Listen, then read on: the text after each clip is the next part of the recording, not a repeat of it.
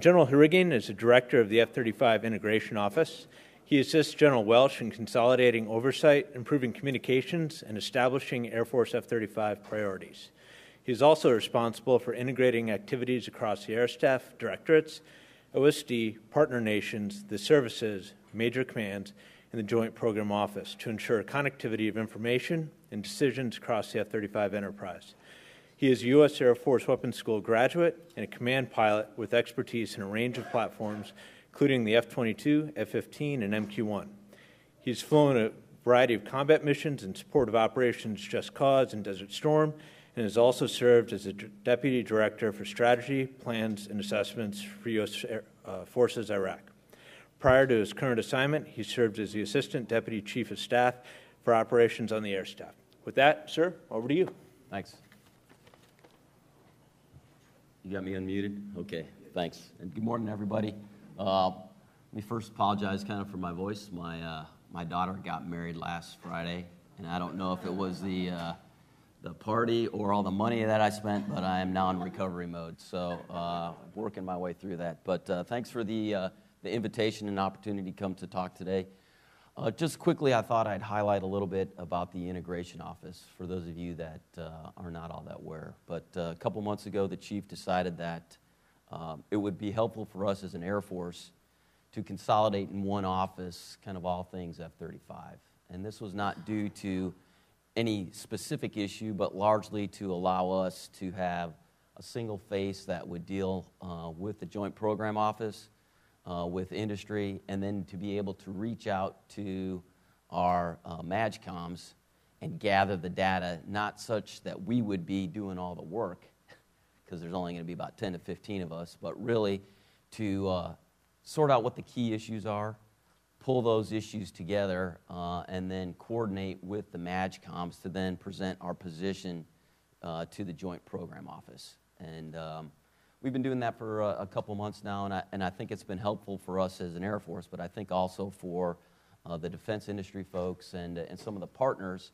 They now have a single point of entry that allows us to kind of get their inputs or areas of concern and then reach out to the appropriate staff, have them actually work it, we consolidate, and then if I need to go back to General Carlisle, General Wolfenbarger, up to the chief, I've got that access. So got a pretty good team.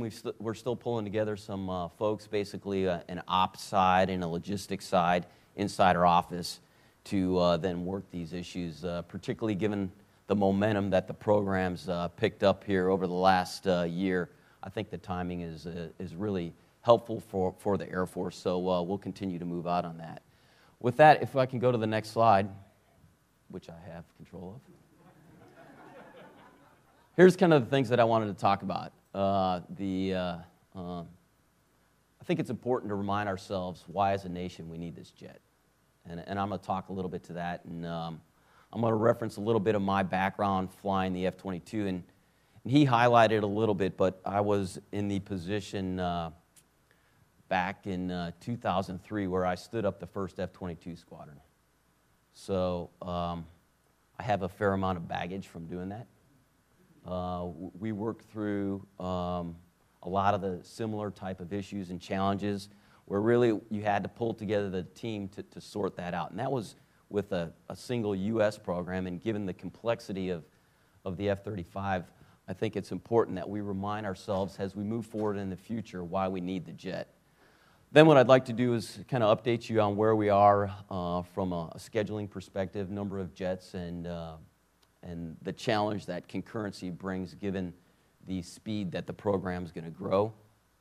Give you a quick update on where we are with respect to our IOC declaration and some of the issues that we're working through. And then I think it's important as we look to the future, as the chief continues to remind me, IOC is just kind of a pit stop. It's not where we're going with this jet. And I think it's important that this collective crowd recognizes that we're going to spend a lot of time talking about IOC, but it is just a quick stop for us as we lean towards the full operating capability that this airplane is going to bring to not just the Air Force, but it's the joint force in the nation. And I'm going to talk a little bit to that, and then we'll summarize it from there. So from the strategic perspective of the F-35 and what it's going to bring, I think for this crowd here, it's very clear in your minds that air superiority and what air power brings to the fight is essential to any national strategy that we are going to be asked to execute. As the chief just said last week, there's a pretty good argument that says as we lean into the future, given our capacity out there, that air superiority is going to get challenged. And this airplane is going to help us fight that moving forward. Specifically, and I'll highlight with a little bit more detail here in a minute, here, as I've gotten into this job, I tried to think through, okay, what are the main capabilities that the airplane really brings to the fight? And, if your son or daughter is flying this airplane, what does it bring? And what's that capability going to allow them to be survivable and ultimately more lethal in the fight, particularly as you look to those 2025, 2030 type scenarios? Clearly, stealth continues, in my mind, to be a critically important part, and I'll talk to that here in the next slide on how it has been baked into this airplane, and quite frankly, from 117 to the B-2 to the Raptor and now into the F-35, collectively as a nation, we've learned how to get stealth right. The electronic attack, electronic protection that's this airplane brings is also a tremendous capability that will be clearly significant in any anti-access area denial type situation. And then we'll spend some time talking about fusion and what shared situational awareness really means to the aviator that's in the cockpit.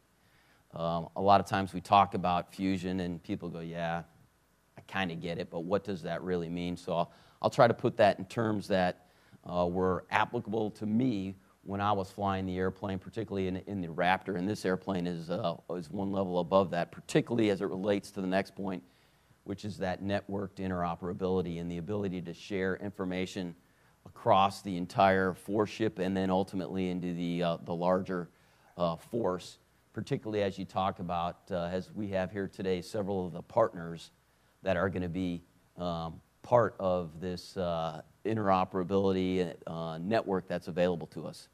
And then finally, it's going to be a very versatile airplane, multi-mission capable. I think everybody's well aware of the different capabilities that we'll be able to offer to the Joint Force Commander as we move forward.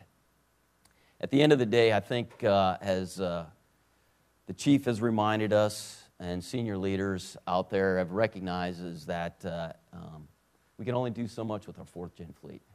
And yeah, you can try to maximize the numbers and bring in significant quantities of fourth-gen, but at the end of the day, we're reaching the limit of their modernization. So we've got to stay ahead of that technological curve.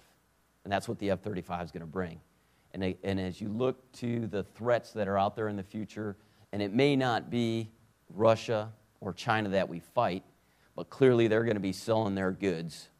And we may find ourselves in a situation where we need to fight those types of advanced threats out there.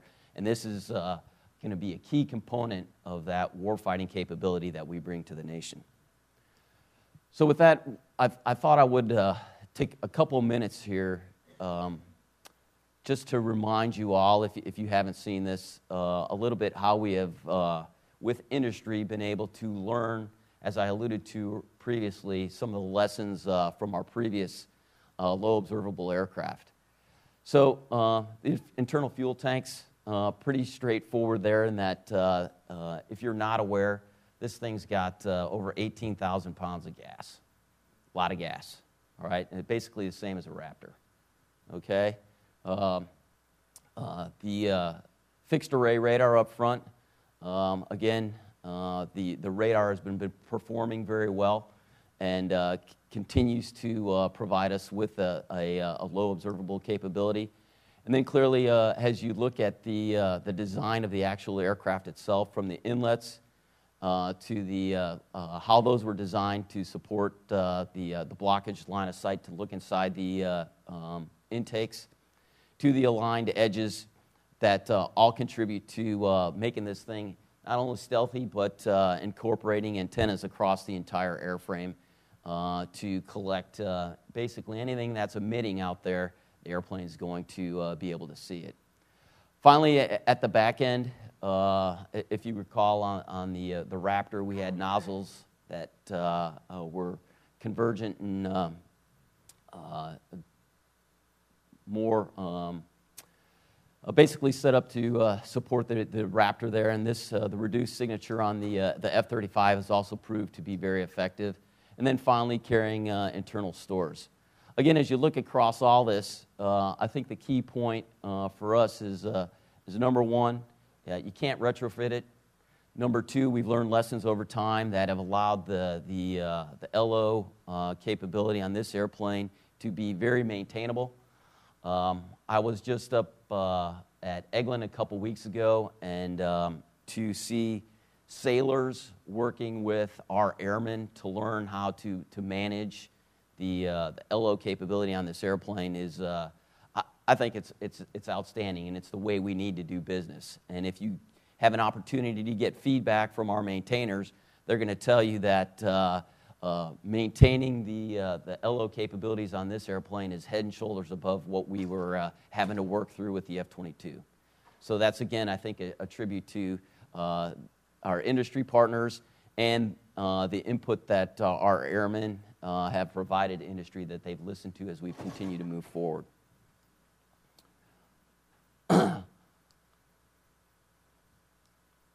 Okay, so I talked a little bit about the stealth. I think it's important then to be able to provide you with a visual depiction of when you combine that stealth with the electronic attack, and then I'll talk a little bit more about the sensors and the fusion here in a minute, but what does that really bring to the, not just the warfighter as far as the aviator, but ultimately the Joint Force Commander when he's trying to execute a larger mission.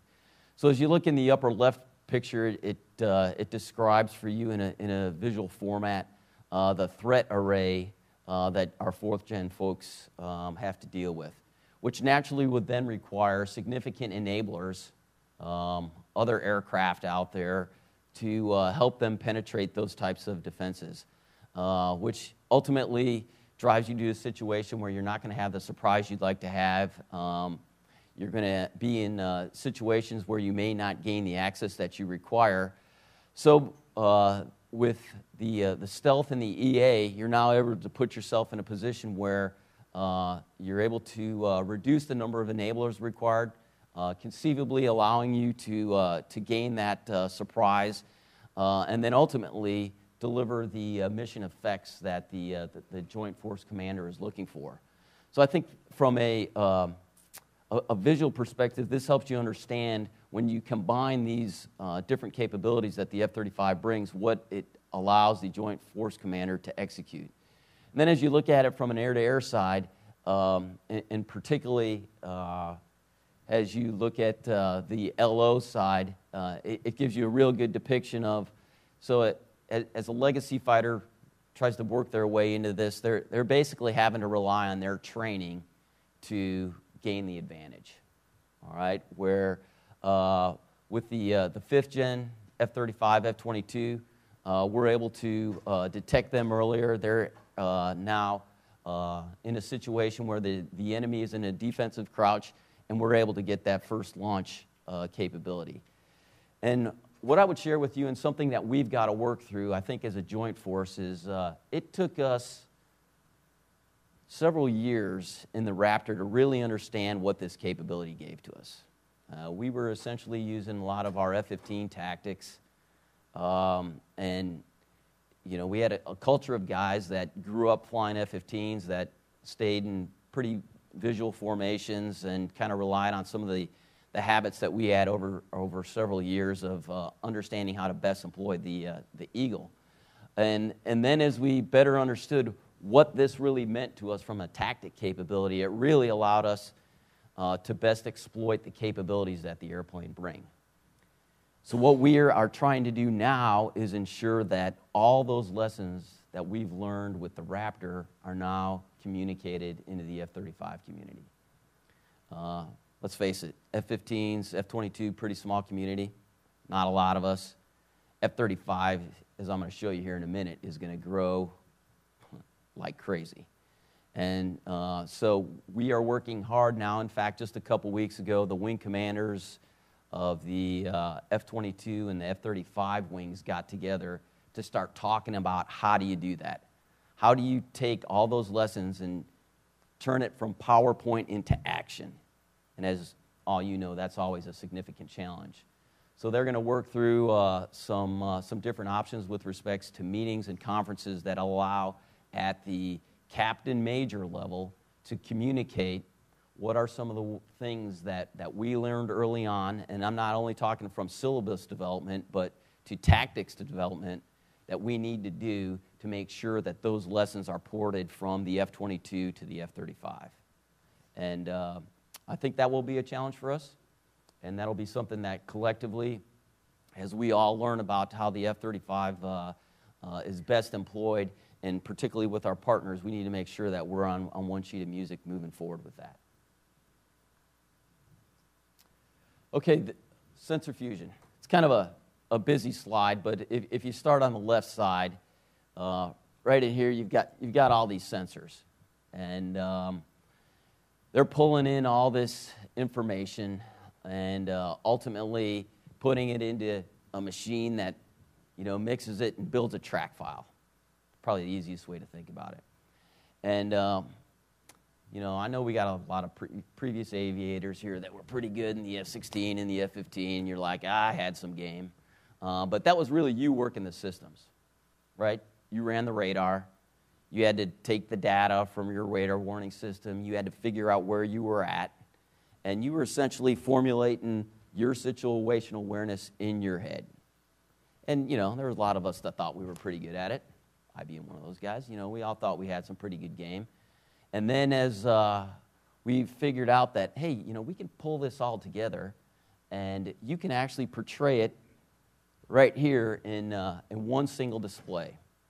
And again, I think we've done a pretty reasonable job learning from the F-22 and porting it over to the F-35 and how you display that information. So as you look at how you orient yourself, observe, decide, and then ultimately act, you're able to do it in a manner that doesn't drive you to focus on just managing the sensors, because the airplane's doing that for you, and now you're able to really battle manage, impact the tactics, execute at a higher level than you could if you were worrying about running all those different sensors at the same time. So it's pretty straightforward, but until you get in the airplane, and quite frankly, again, I think it's going to be our younger aviators that are going to get the most out of the airplane. They're going to figure out, hey, I can do this, I can do that, and they will actually be able to set the system up and then take that data, expecting already to have a better understanding of what they're going to get feedback on, and then employ the airplane in manners that, quite frankly, we haven't even thought of yet. And that's what this is going to bring to the fight, which ultimately goes back to the point that I made earlier. If you're going to send your kid out there, this is the kind of capability you want them to have to survive in that high-threat environment. And that's the point I'm trying to make here, and what all this does for the aviator. I'll talk a little bit more about the fusion later, because it continues to be a challenge. It's hard.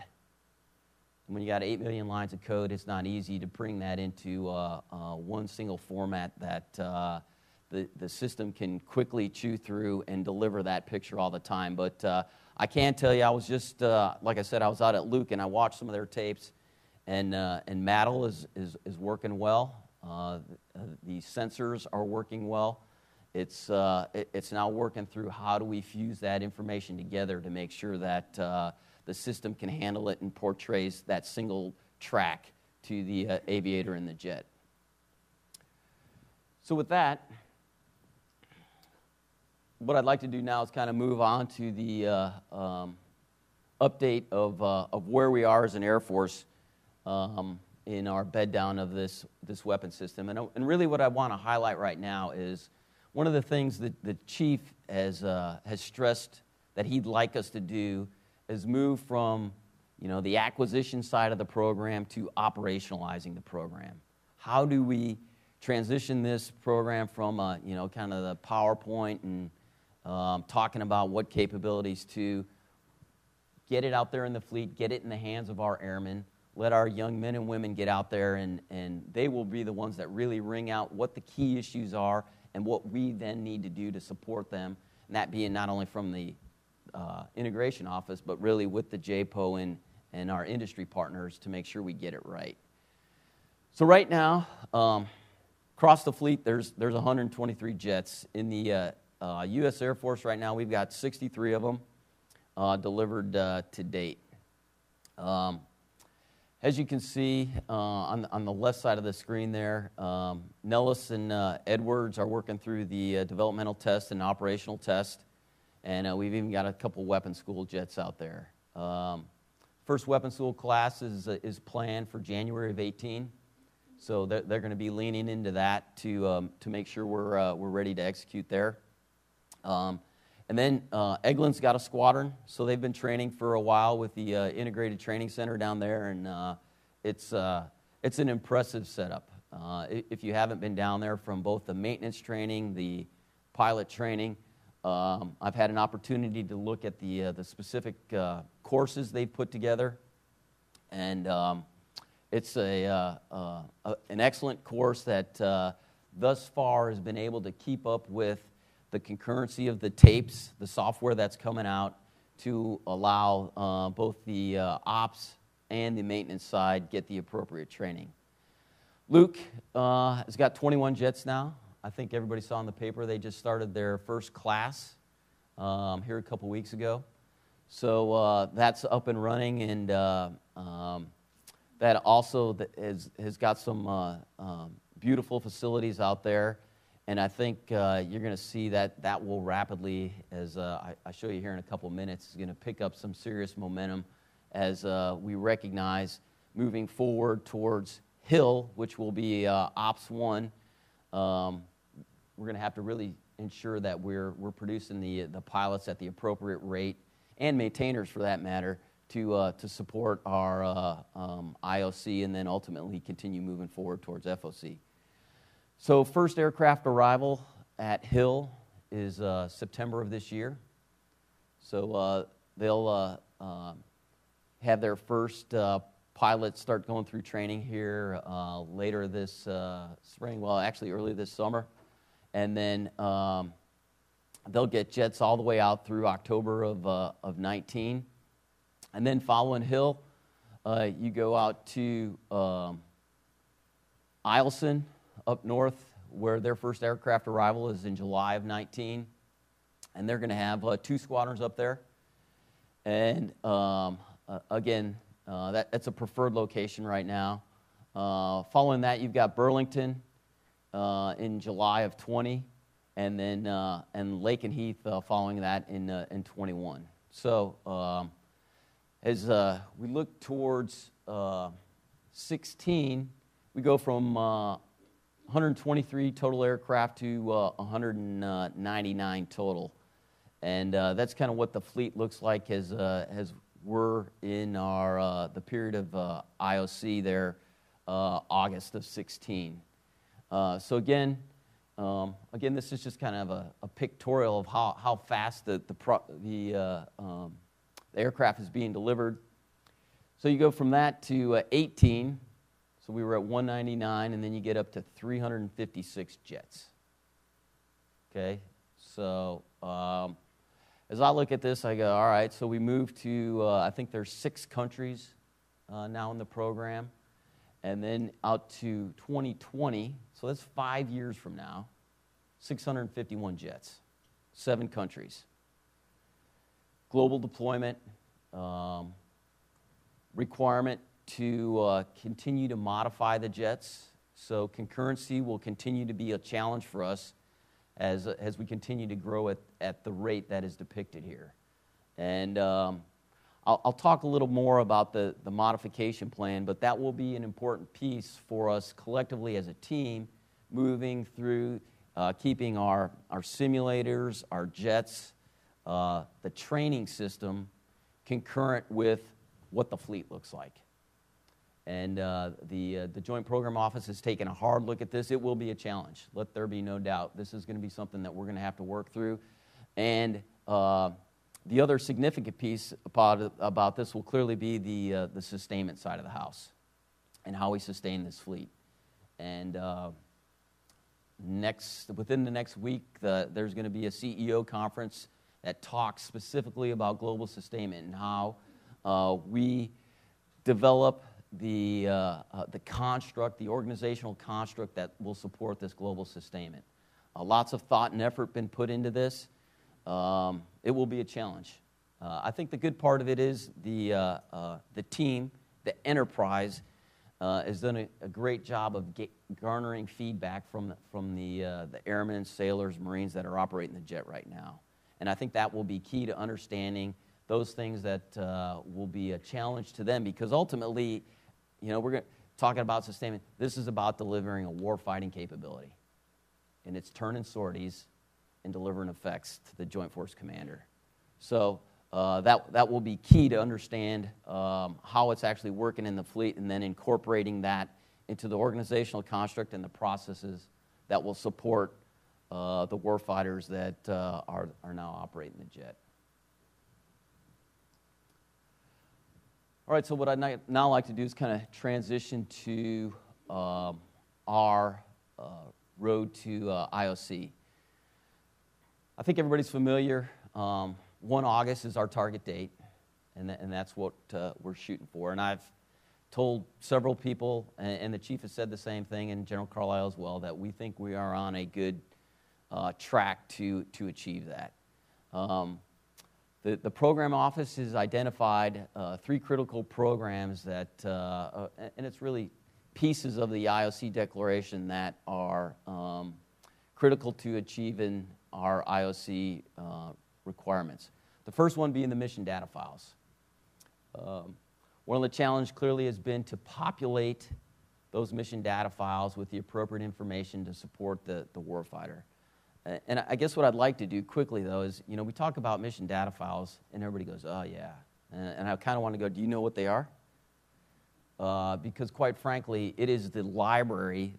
If you think about the sensors taking in information, gathers all this data, and then it's got to compare it to something to say, okay, this is what we're seeing. Here's the data. What does that display then to the pilot? Okay? And then how do I make sure that what I'm sharing is the same thing with my wingman, whether my wingman be a U.S. airman, a Brit, an Australian, name another partner, so that we're all seeing the same picture. So that's the importance of the mission data files. And we've flown some of these out at Nellis with good success. I would offer to you the challenge is, we really don't know what we don't know. We're going to learn as we get the airplane out there and continue to put it in the operational environment to understand if what we're looking at is what is being shown to the pilot. And quite frankly, that takes a lot of work. You got to go out there, you got to get the systems out there, shoot it into the sensor, and then make sure that that's what's actually displayed to the pilot. And we've done some of that work out at Nellis already, and they're going to continue to work through that. But it's a laborious process. Takes a lot of work. There's a lot of hand jamming going on with that right now, and we'd like to see that be more automated. And we're working with our industry partners to sort out how we can do that. And ultimately, if you were to ask me, well, why are you concerned about that? Well, if there's a pop-up threat or we have to quickly reprogram a mission data file for a specific area of operations, we want to be able to do that quickly to get it to the warfighter. So that's an area that we're working again with the Joint Program Office and with industry to sort out how we best do that, given the importance of this capability to the airplane itself. Mission qualification training. Okay, so for all the aviators out there, MQT. So we're going to get the jet. Training syllabi are developed, so we have those. But now you got to have the jets, the range space, red air, etc., to now get the aviators through their mission qualification training so that we can declare IOC. As a reminder, we're shooting for 12 jets. The plan right now is on track to have that. I think, in fact, we're planning to have 14 by August of 16. And like I said, we're working closely with the Air Education and Training Command to make sure we've got the throughput through the system to get them trained at Luke and then up to Hill, where they'll go through that MQT. And again, there's a time function here. You know, jets arrive, they come through the pipeline, and then having enough time to make sure that we've got the aviators and the maintainers trained at the appropriate level to declare IOC.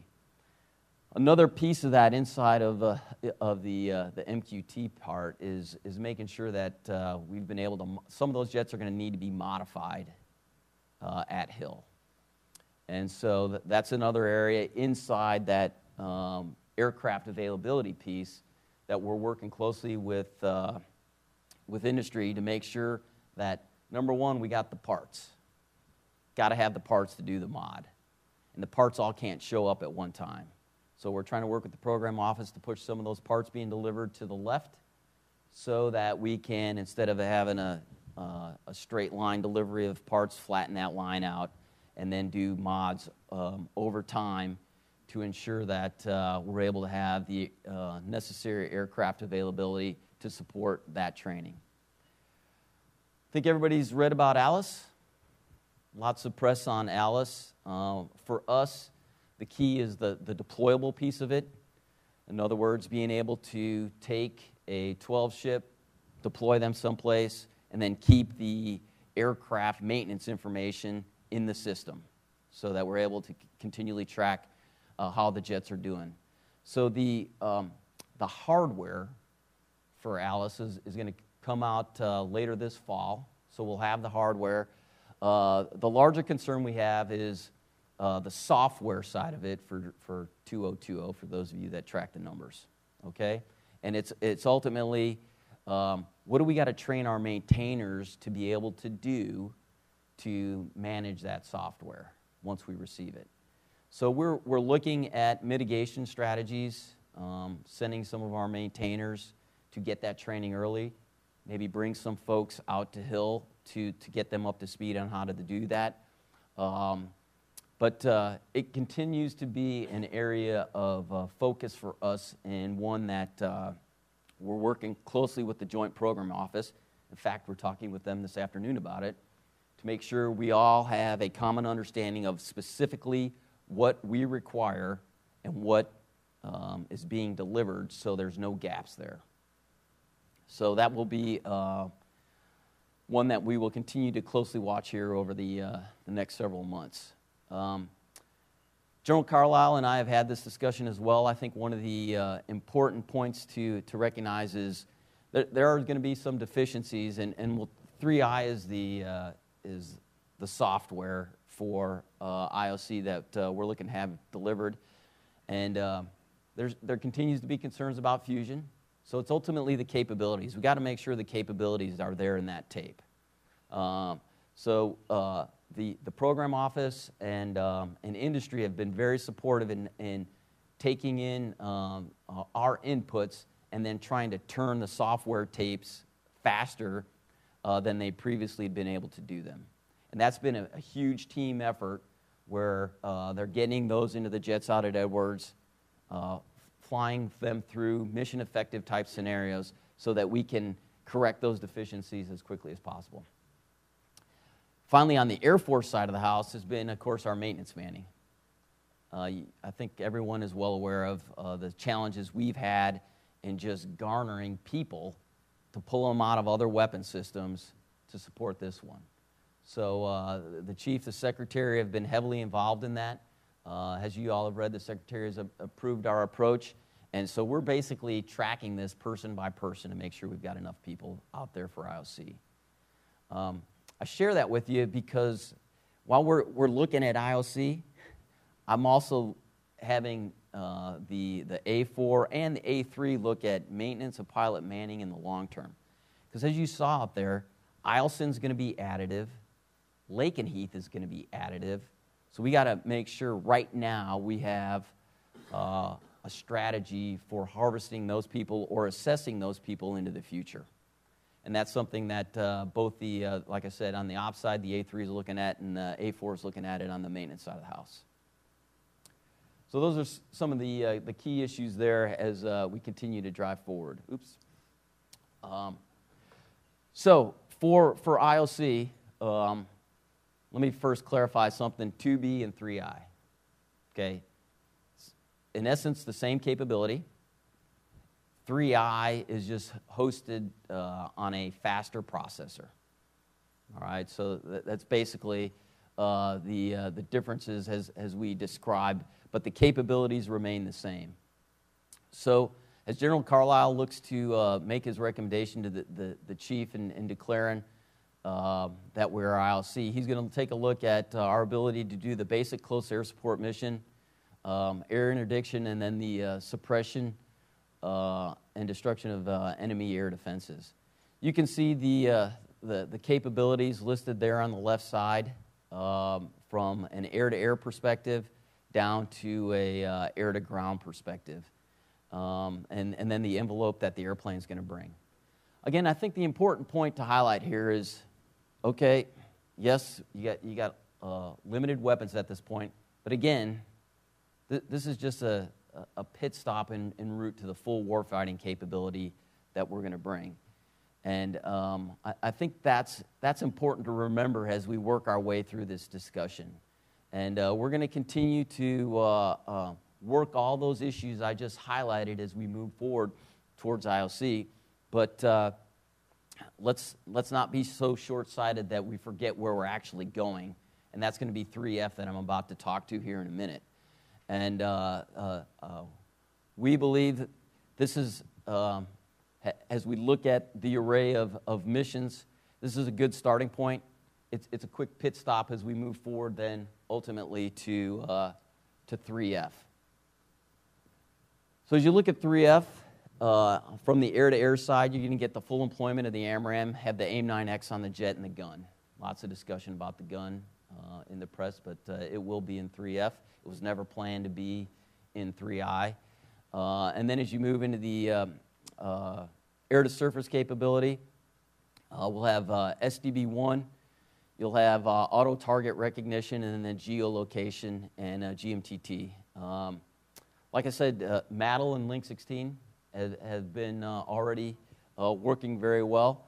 And then probably most importantly, as you look at the weapons now that are available to you, as those are incorporated into 3F, and you move to what I would call the more classic mission sets that will be required of the 5th Gen fleet, primarily for the F-35 being the strategic attack air interdiction, close support CD, and then OCA and DCA. And this is where we're going as we get into 3F, and this will put us out towards about the 2018 timeline is where we're looking right now. And again, I'd highlight that as you look at maturing fusion, maturing the weapons, and then expanding the envelope, this is now really where we'll be able to better understand the tactics, and our airmen will have had the aircraft for a significantly longer period of time to better refine how we best maximize the potential of this airplane. And so that will clearly be something not only from a capability perspective, but also a tactic perspective that we'll be looking to continue to work on. So while we're focused on IOC, on 3F, I think it's important that we also start to look beyond 3F. As the chief has said several times, the threat's not going to sit on its hands. It will continue to mature. It'll continue to develop its weapons and share those weapons around the world. So we need to continue to look forward and determine what we need to do to continue to develop this airplane moving forward.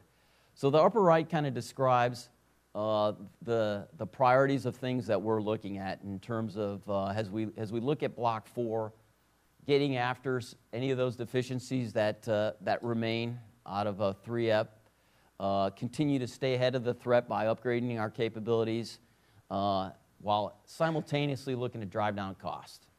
That continues to be an important issue and something that both the program office and from a service perspective, we're going to stay focused on. And what that has led to, on the incremental improvements, the block time frame we're looking at is about 2 years. So 4.1, 4.2, 4.3, 4.4, about every 2 years. With the requirements basically depicted down here in the bottom, from radar and interoperability to more weapons integration, and of course improving the sustainment. We're using our 5th gen fighter modernization plan that was dated there in June of 12. But I think more importantly, right now we're working through the Block 4 capability development design, the CDD slated for the JROC later this year. So that's in staffing right now. We've been working through that, and quite frankly, we're working through some of the challenges of understanding the costs associated with some of the capabilities that we would like to get into the airplane, and that's something that we're going to continue to work closely with the industry and the program office to fully understand.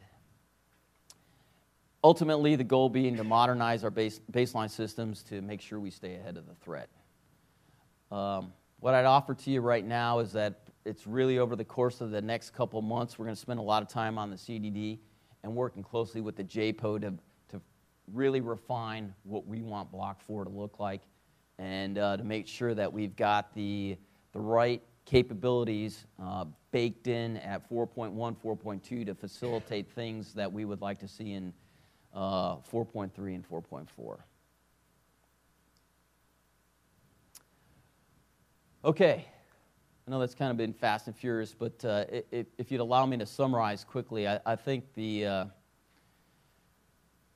reality that the threat continues to mature is well understood, and we need this airplane as a nation to be able to execute those missions that we would be asked to execute into the future. Recognizing there may be a complementary mix of 4th gen to provide capacity if the threat allows that, but ultimately if we've got to gain access, F-35 and F-22 are going to be the platforms that allow us to achieve those desired effects. As I said, we feel very comfortable about achieving IOC in 16, and that being our initial warfighting capability as we continue to work towards 3F and the full warfighting capability. Simultaneously recognizing that we have got to dig into follow-on development and what that's going to mean for this airplane. And we can't sit on our hands and wait for that to happen. We need to understand the threat continues to develop, and we need to stay ahead of that. Ultimately, right now, we're really focused on operationalizing the F-35, taking it from an acquisition program to operationally employing it. And, somebody was telling me about my Blackhawks and them being a good team, and a good team talks. And that's, it's critical to this program. And, sometimes getting to the ground truth is difficult because it's a huge enterprise, very complex, but that requires a lot of communication, and really that's what we're trying to do to make sure that as we deliver this capability to your sons and daughters, that we get it right, so that we can ultimately achieve what we need to when the joint force or the nation requests us to do that. So with that, got about 15 minutes or so for any questions. Please wait for the microphone and identify yourself.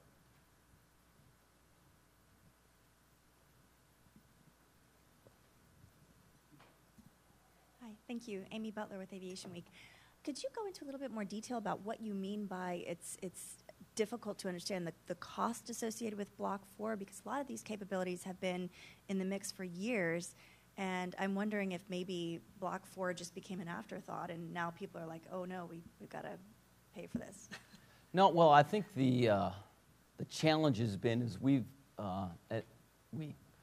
the program has been working through what's going to go into Block 4, and I think they've looked at different ways of compartmentalizing it. They had 4A, 4B, and then they realized it's going to take a little longer than we would have liked to, so how can we incrementally build the capability in the airplane?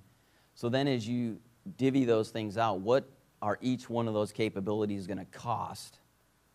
And so as they have worked through breaking those out, they're now out with industry to say, okay, what's the price tag going to be? Because quite frankly, they've had to move some of those around, and now we're saying, all right, this is what we think. What's it going to cost us? Because now we've got to go back and say, all right, what can we afford? And that clearly will be something as we work through this summer that will be a challenge for us. So that's specifically what I was talking to. Okay. Sir, I know you're relatively new to the role, and there's been a lot of press and a lot of discussion. This is probably the most publicly debated program around. But what I'd like to kind of understand is, now that you've gotten a chance to go out and see some things, what are some of the surprises that you've seen, the positive aspects of the program that you maybe thought via perception were different? What is it that you've learned that could help us think about that? Yeah, that's a good question. So first off, I think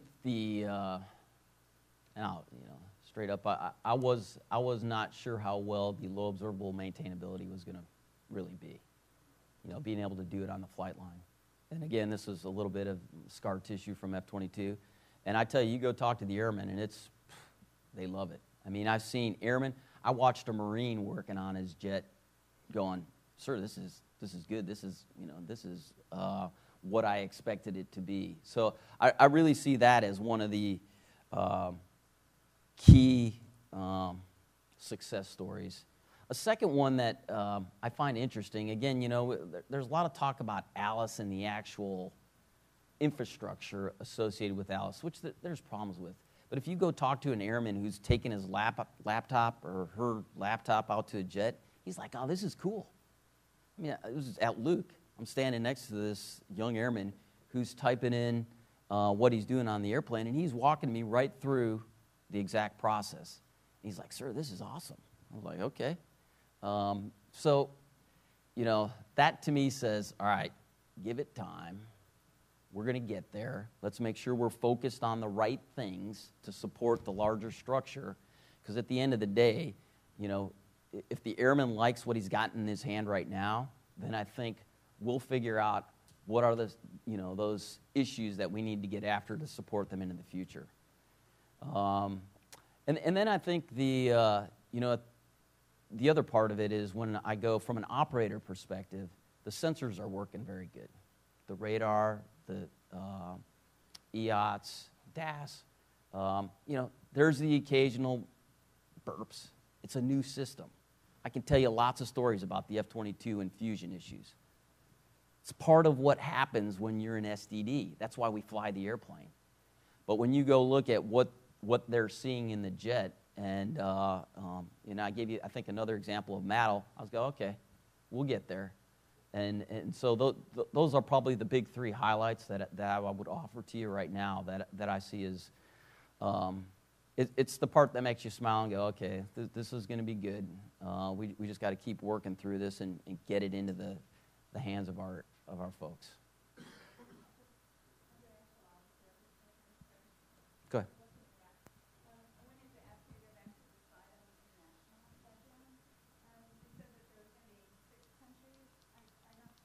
Israel, Japan, Korea on there, and you've also listing, I think maybe next one, or maybe it's not there you go, 2020.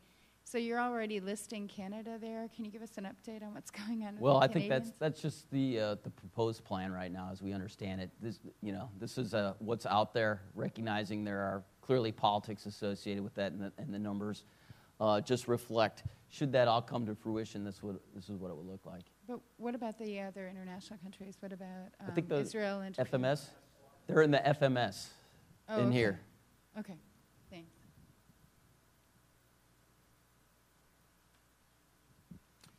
Morning, General. John Turpak, Air Force Magazine. Congress has made its wishes very clear on the A-10. So in as much detail as you can, tell us what the new plan is about where you're going to get your maintainers, such that you're not too heavily dependent on contractors, and so you can kind of build a pyramid of maintainers for the future of the program. Yeah, that's a tough question in that we're still working through that, quite frankly. The plan to get to IOC is solid. We understand that. As we move beyond IOC, we've got some work to do to sort out through accessions what's the right level that we have to have in our 4th-gen maintenance fleet, and then any other retirements that Congress might allow us would primarily be the areas that we would harvest folks from. But quite frankly, we're still working on that. And as you know, it's going to be somewhat dependent on what actually gets signed in the NDAA that will drive where we ultimately can go to try to find those folks.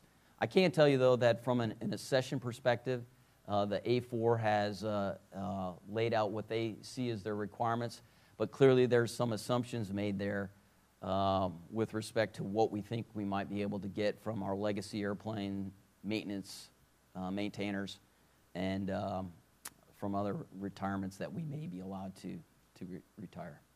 So that's where we're at right now. Can you give us some of the big ideas about, okay, this is plan B, this is plan C? I think right now it's too it's a little bit immature at this point to get in a lot of those details.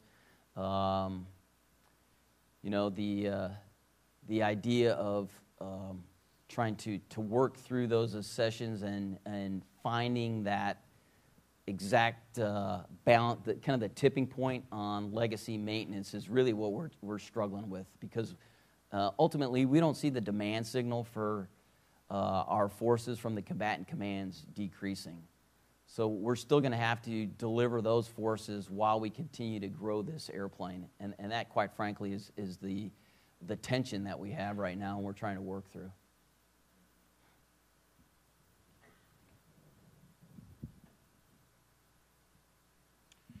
Chuck Wall, Deloitte, thank you. Can you talk a little bit about the interoperability with the Raptor and how that's coming along? So we still have some challenges there. You know, primarily it's going to be Link 16 right now is going to be the primary methodology. I will tell you, though, that one of the things, sir, that I've talked with Dr. LaPlante on is what are the things that we can do for both F-22 and F-35 as we continue to move forward? My belief is there's got to be some synergies that we can work to develop capabilities for both the airplanes that would allow us to leverage those capabilities into both jets. And clearly from an interoperability perspective, we've got some challenges, and there's some work to be done. Right now, that's primarily what we're relying upon. It will be the Link 16 plan. Sir? He had his hand up there a while ago. I just wanted to follow up on John's question, and Brian Everside with the Air Force Times. On an earlier slide about the critical programs, you mentioned the A-10 backup inventory is being executed right now. And I was just wondering if you could say where does that stand and how many maintainers is that freeing up for IOC? Okay, I don't want to give you the wrong number. I have the right number. I don't know what it is off the top of my head. But I can follow up with you because we know exactly how many have been put on assignment and kind of what their transition timeline is, given the fact that we got to start moving them out this summer to get in the training pipeline to start supporting the IOC requirements. But I'll follow up with you via our PA folks to get you the exact number. Okay? All right.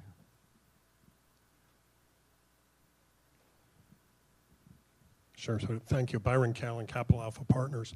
Can you talk a bit about the sustainment cost, the per-hour sustainment cost, if you have a new figure for that for the A's? I think a year ago, General Bogdan talked about something in the high $20,000 per hour. I just wonder, also, how can you get that down over time? Is it really a learning curve, or are there other things will be worked into the airplane that'll drop Right. that cost?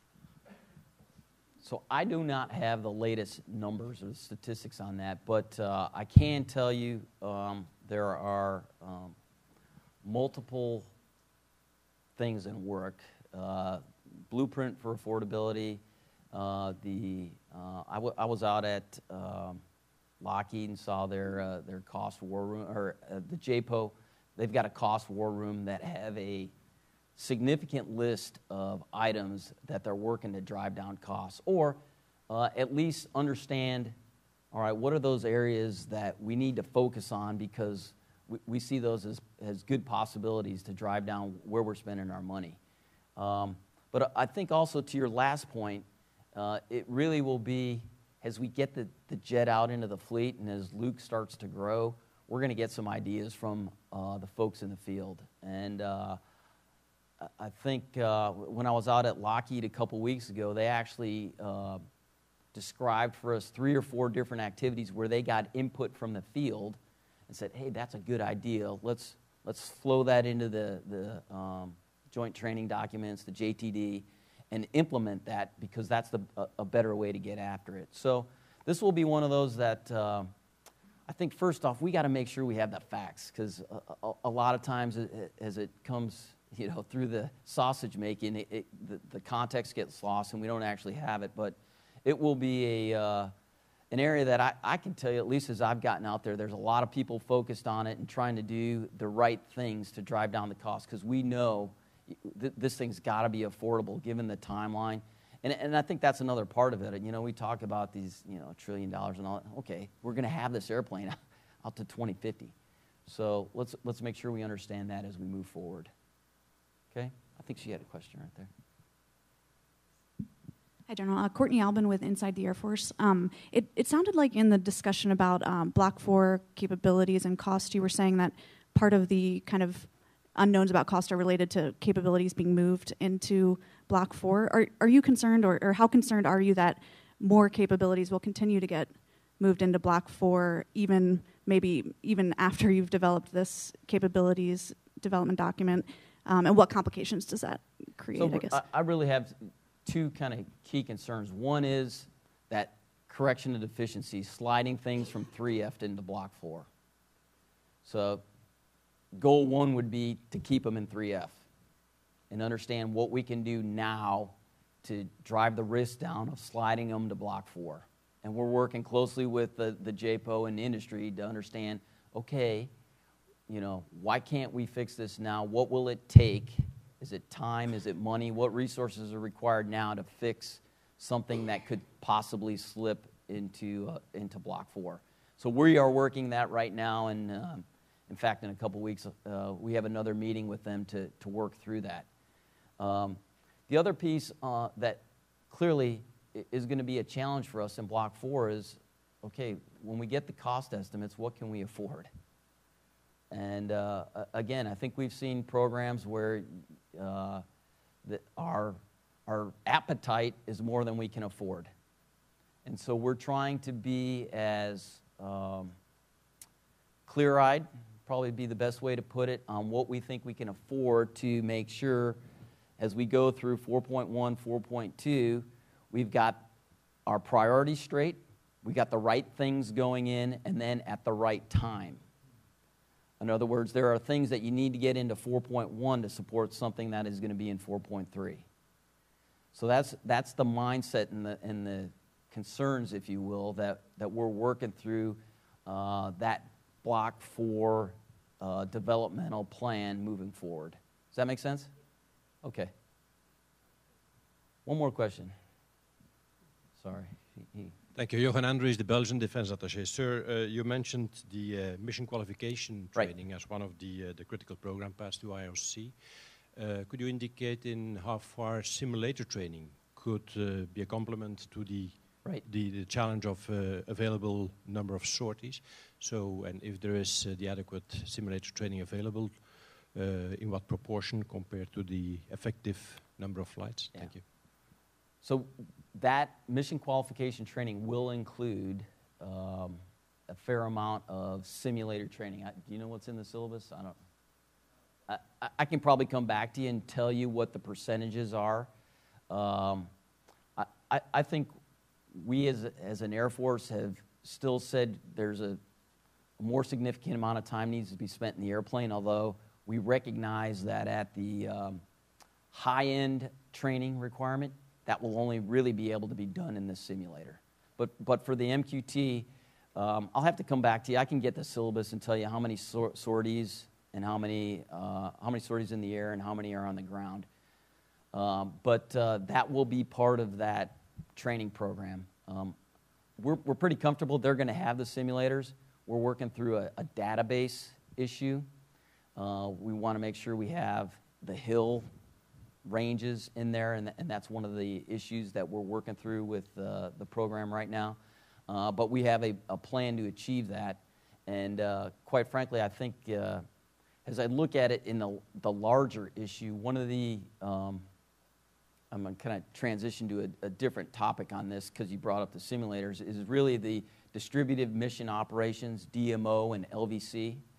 And I'm really trying to use the F-35 to generate a discussion on how we best leverage that capability moving forward. Because I really think as you look at the high-end threat, we're going to get our best training in the simulator, and we need to figure out how we get that capability into F-35 sims as quick as possible. And so that's something that we're working on.